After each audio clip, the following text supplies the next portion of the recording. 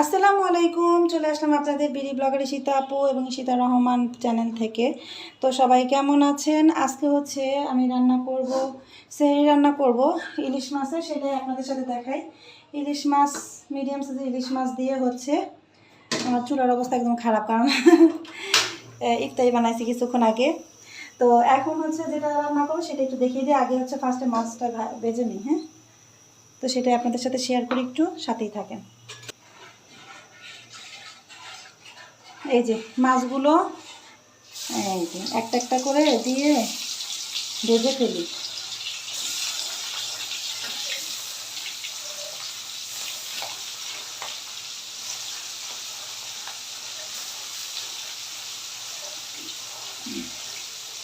তো মাছটা ভাজা হোক, তারপর সবগুলো দেখাচ্ছি।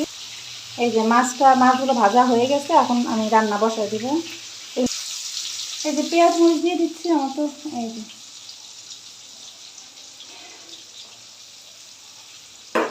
মাছ রান্না করে মাছ উঠে ফেলছি এখন।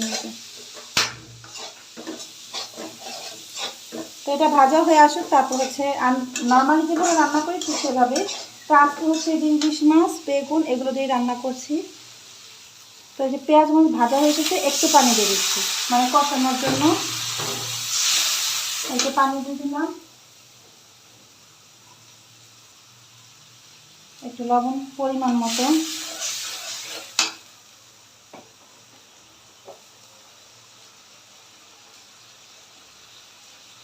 তারপর হচ্ছে এই যে হলুদ দিয়ে দিচ্ছি, গুঁড়ামরিচ, কাঁচামরিচ দিয়েছি, গুঁড়ামরিচ আর বেশি দিব না।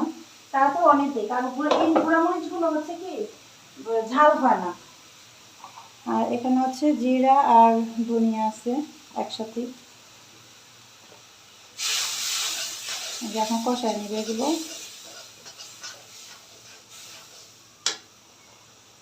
কষানো হলে আমি দেখাচ্ছি বাকিটা আমি কীভাবে করি।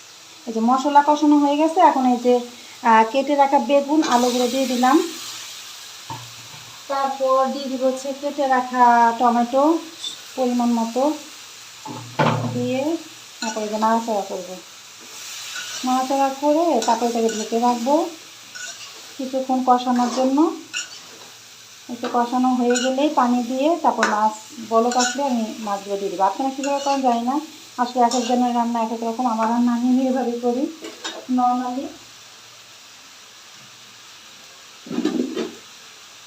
তো হলেই আমি আপনাদেরকে দেখাচ্ছি।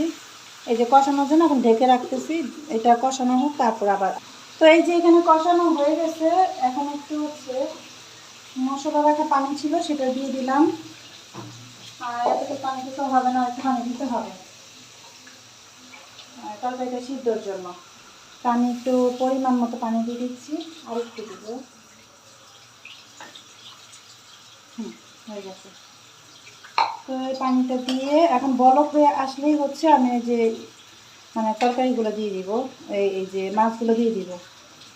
এই হচ্ছে এখন একটু সিদ্ধ হওয়ার জন্য বা বলক আসার জন্য একটু ঢেকে দিই, তারপর আবার আসতেছে আপুরা।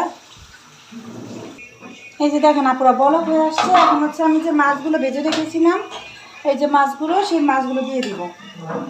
এই যে একটা একটা করে মাছগুলো দিয়ে দিচ্ছি। আর আমার এই মাছগুলো অনেক মজা লাগে, আমি কয়েকটা ভিডিওতেই আপনাদেরকে এই কথা অবশ্য বলেছি।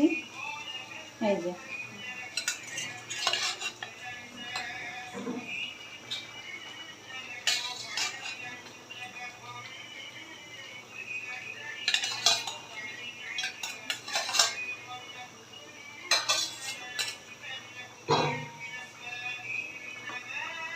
তো এখন একটু ঢেকে রাখি, এটা হতে থাকুক। তো এই হচ্ছে আমার রান্না। সবাই কেমন লাগলো কমেন্ট করে জানাবেন। আর শুধু একটু ডাল ভুনা করবো, শেষ। এটাই হচ্ছে আজকের রান্না। সবাই ভালো থাকবেন এবং আমার চ্যানেলটি সাবস্ক্রাইব করে রাখবেন। ভালো লেগে থাকলে এবং শেয়ার করে দেবেন। আসসালামু আলাইকুম।